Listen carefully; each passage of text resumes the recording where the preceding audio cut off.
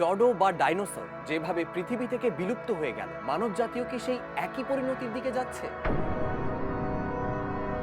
Luis Alvarez এবং তার ছেলে ওয়াল্টার আলভারেজ এ দুজনের প্রকাশিত গবেষণায় দাবি করা হয় ডাইনোসর বিলুপ্ত হয়েছিল মহাকাশ থেকে ছুটে আসা এক গ্রহাণুর পৃথিবীতে আঘাত হানার পর। অনেকে এর চেয়ে বেশি আশু বিপদ দেখছেন মানুষেরই তৈরি করা কিছু বিপদ: মাত্রাতিরিক্ত জনসংখ্যা, সম্পদের বিনাশ এবং জলবায়ুর পরিবর্তন। ইউনিভার্সিটি কলেজ লন্ডনের গবেষক কারিন কুহেলম্যান এর চেয়ে বেশি মনোযোগ দিচ্ছেন মাত্রাতিরিক্ত জনসংখ্যার দিকে। যদি জনসংখ্যার বৃদ্ধি থামানো না যায়, তাহলে জলবায়ুর পরিবর্তন ঠেকানো যাবে না বলে মনে করেন তিনি। এই শতকের মাঝামাঝি নাগাদ সাগরের মাছ এতটাই কমে যাবে যে বাণিজ্যিক ভিত্তিতে মাছ ধরা আর লাভজনক হবে না। নীরবে বিলুপ্ত হয়ে যাচ্ছে অনেক ধরনের কীটপতঙ্গ।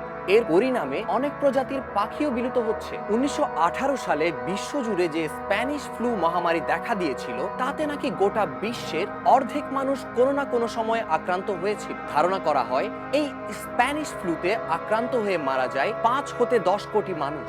পরমাণু যুদ্ধের কারণে মানব জাতির বিলুপ্ত কয়েকটি ধাপে ঘটবে। যুদ্ধের প্রথম ধাক্কাতেই ব্যাপক প্রাণহানি, এরপর অর্থনৈতিক বিপর্যয় এবং পরবর্তীতে পরিবেশগত বিপর্যয়। আর্টিফিশিয়াল ইন্টেলিজেন্স বা কৃত্রিম বুদ্ধিমত্তা ঝুঁকি তৈরি করবে নানান দিক থেকে। দুর্ঘটনাবশত বিশ্বের শেয়ার বাজারে ধস নামিয়ে দিতে পারে, অথবা আমরা এই মেশিনের উপর থেকে আমাদের পুরো নিয়ন্ত্রণ হারিয়ে ফেলতে পারি। কিভাবে আর্টিফিশিয়াল ইন্টেলিজেন্স মানুষের নিয়ন্ত্রণে রাখা যায় সেটি নিয়ে কাজ করছেন অ্যান্ডার্স স্যান্ডবার্গ। জলবায়ু পরিবর্তন মোকাবেলায় জিও ইঞ্জিনিয়ারিং ব্যবহার করে আকাশে ধুলোর মেঘ তৈরি করার কথা বলছেন অনেকে। পরমাণু যুদ্ধের পর কেবল মাশরুম ডায়েট খেয়ে বেঁচে থাকা যায় কিনা সেটি নিয়েও চলছে নিরীক্ষা। যদি এই শতককেই আমরা মানব জাতির জন্য শেষ শতক বলে ধরে না নেই, তাহলে আমাদের এই হুমকিগুলো মোকাবেলার কথা গুরুত্বের সঙ্গেই ভাবতে হবে।